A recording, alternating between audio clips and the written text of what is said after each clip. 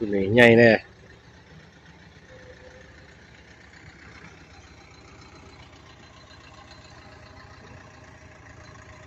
ไปเราไปใส่ให้ไก่ๆเนาะ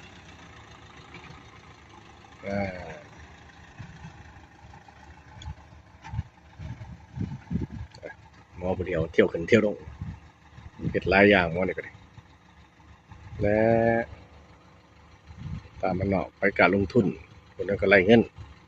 บ่ได้บ่กล้าก็บ่ไล่พี่น้องหมอก็สิไปขึ้นรถกระจกใส่ต่อ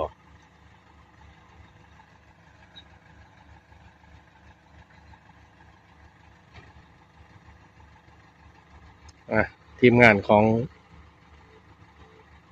เสียโมพี่น้อง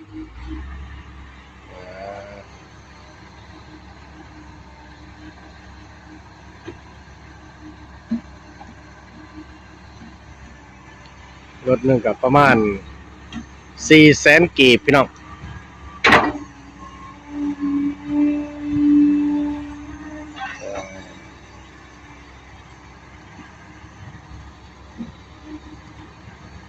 ปูดเอาผิว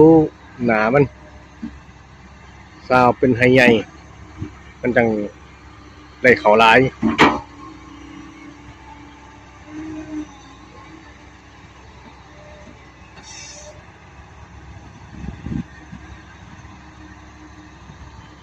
มักคลิปนี้ก็ไลค์กดแชร์เด้อคำหมู่บ้านหน้าพี่น้องทางเพจคำหมู่ท่องอินพี่น้อง